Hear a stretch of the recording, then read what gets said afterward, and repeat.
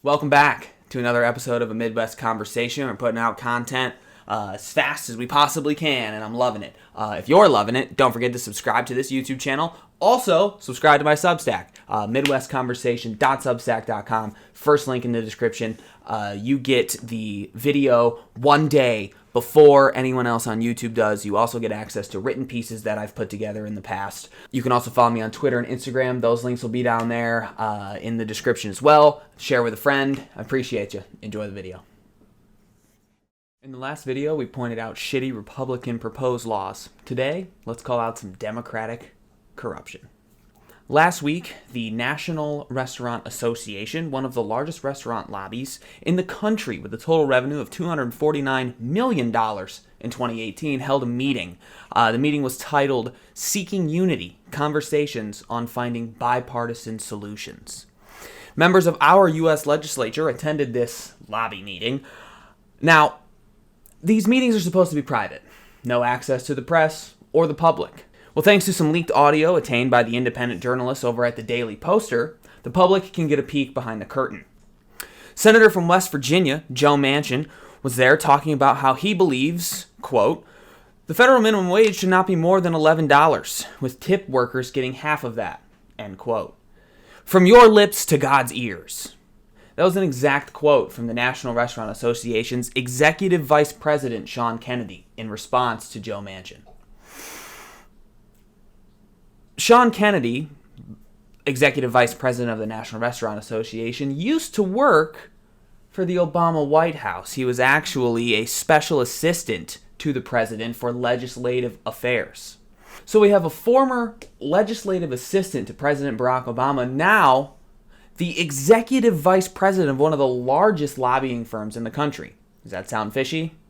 Well, that's because it is. We get more BS from Manchin when he makes snide remarks towards Bernie Sanders, even though Bernie Sanders was not actually there to defend himself, saying, quote, we've been having meetings over the minimum wage, and I can't for the life of me understand why they don't just take the win on 11. Bernie Sanders is committed in his heart and soul that 15 is the way to go. Well, it might be the way to go, Bernie, but it ain't gonna go. You don't have the votes for it, it's not going to happen. So they're going to walk away with their pride, saying we fought for 15 and got nothing, end quote. Well, maybe, Senator. 15 is worth fighting for in the minds of the American people, who, by the way, Bernie Sanders actually fights for. Let's face it, in today's world, $11 an hour just simply isn't enough to get by in most parts of the country. Bernie and others in Congress like him, who actually give a shit about the working class, should not just take the win. Because Senator Manchin, well, $11 just simply is not a win. Kristen Sinema was also among the crowd.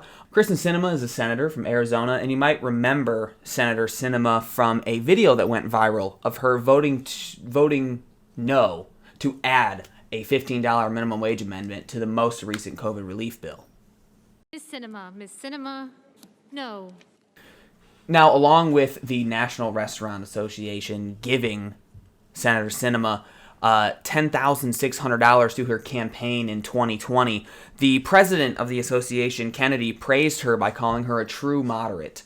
And her response is the most classic politician response you can give. I actually physically cringed when I heard it for the first time. Sinema says, quote, my approach has always remained the same. I promised Arizonans that I would do things different than some in Washington, and that I would do my part to be an independent voice for our state, not for any political party. So she wants to be an independent voice for her state, does she? Well, Senator, what's the minimum wage in Arizona? Oh, that's right, $12 an hour, a whole dollar more than Manchin's, quote, win. Senator Sinema also goes on to say, achieving lasting results on issues that matter to everyday Americans requires bipartisan solutions, end quote. And I love here how she calls back to the name of the event by using the term bipartisan solutions. Remember, the name of this event is Seeking Unity, Conversations on Finding Bipartisan Solutions.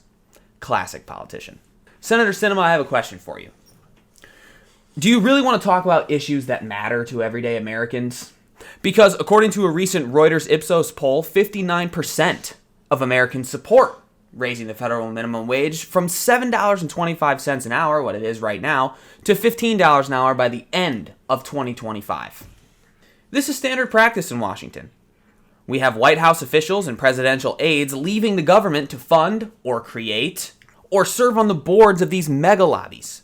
They invite active members of our United States legislature to talk shit about other legislators. And then they help craft legislation. Why? Well, to make sure that nothing significantly changes economically. Why do they do that? Simple. With money comes power, and with power comes control. And these people, the neoliberal cultural elite, will do everything in their power to control the working class. When I first saw the Daily Poster report of the leaked audio, I hate to say it, I wasn't shocked because this is commonplace nowadays, but it just boggles my mind how we have allowed this to happen. We've allowed this to go on for the last however many years. I know my whole lifetime this has been happening. I'm 23, so at least I'm going to say probably 30, 40 years this has been going on. We have former government aides and advisors to former presidents on the board or the executive vice president of very powerful large lobbying firms.